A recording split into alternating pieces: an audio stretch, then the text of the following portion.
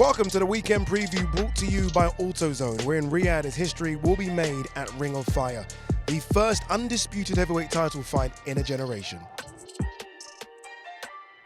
What a week it's been here in Riyadh, Saudi Arabia, all to be expected, to be fair, because this is, Darren, the undisputed heavyweight title fight. This is the one we've been waiting for 25 years, and it's delivered. Again, the week's delivered. Every time we're here, we think it can get better, and it does get better. Yeah, this has definitely felt the biggest for me. This has been huge. Every part of this has just got bigger and bigger. The tension has grown. I think we're all pretty similar. Our opinions have changed when we've seen the fighters. It's just felt special. The energy around all the venues has been bang on. I just give me the fight. Give me that first bell. Can you imagine, after what we've just experienced, the week, the build up to this, the postponement, the energy just before that first bell in the arena is going to be incredible. It is, isn't it, Barry? I mean, again, this is, and not every undisputed fight is number one versus number two. It doesn't work out like that sometimes. But this is genuinely number one versus number two, number three, whoever is you want to make it. But this is it, right? And then there's an argument as to who is number one and number two, which makes it even better. Yeah, of course, and that argument's got more debatable since closer to the fight. It was always Fury and Usyk was right behind him. Now, a lot of people think Usyk is rightfully the number one. But the week's been great. This fight didn't need a build-up. It's big enough on its own. It was. It's the pinnacle of the sport, and the fight was going to happen. That was enough. But it's over-delivered. Yeah. It really has. Every day's been fantastic of the build-up, and we came over here looking forward to it. And we've been to every one of these shows in Saudi Arabia, thinking, can they get any bigger? Can they get any better? No, it can't. It's impossible. And again, they've outdone themselves. It's been absolutely fantastic. And if I weren't excited for the fight, why wouldn't I be?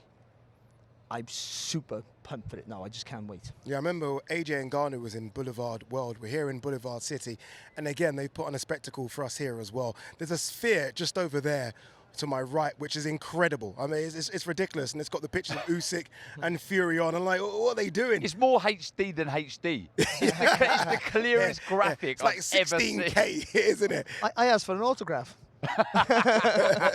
It is good. My only worry coming into this fight week was, look, I knew Fury was going to sell it.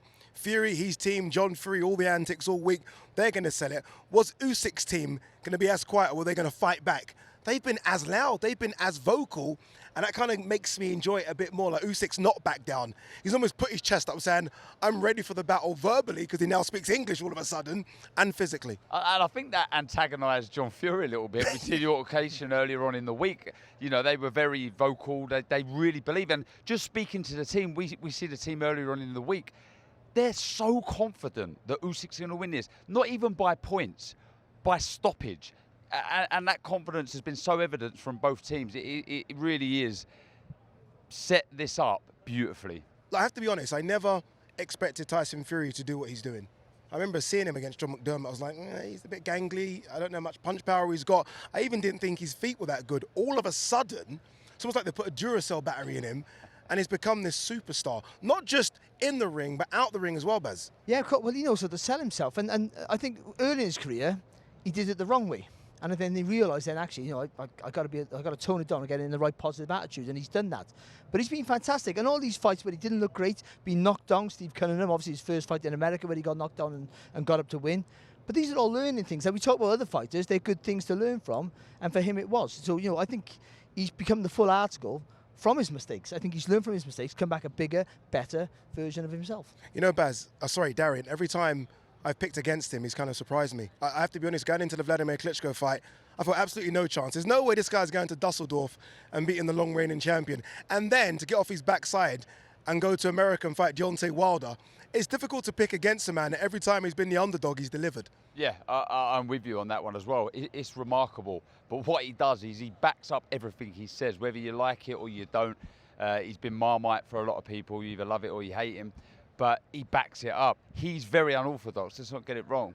He doesn't do what you're told. He's not your textbook fighter, but what he does very, very well, and it's took him to where he is now. It's been a remarkable career. Where he was, the depths, the darkness that he experienced to where he rebuilt. It's fascinating, absolutely fascinating. He can be super proud of himself, but let's not make any excuses here or, hide the fact that this is his biggest fight of his career. This is the statement fight that he needs. This is the one that cements him as one of the greatest of all time. And the reason it does it is because of the guy in the opposite corner, Alexander Usyk. We spoke about Tyson Fury's career as a pro, quite similar. And Baz, you spoke to him earlier in the week, and you spoke about the fact that this guy does it all away from home. There are no home fights for him. He's doing it on a road, proper road warrior. In their countries. Yeah, in their backyard. It's crazy the way he's done it. I mean, I've never known it that someone to be undisputed, unify a championship by going to other people's backyards continuously and doing not just getting over the line, being very dominant in most of those fights. He's been a revelation, and his calmness, is one of his strengths. You can't get under his skin. Even in the ring, all the things you can do, nothing ruffles his feathers. He's calm approach. He knows what he's good at, and he does the same thing all the time. People think he's adapts. He doesn't adapt. He does the same thing all the time, but he does it so good that you don't think it's the same. He's so polished at what he does that even when you know what he's going to do, but you're shocked how good he is at it and how you can't stop him from doing that.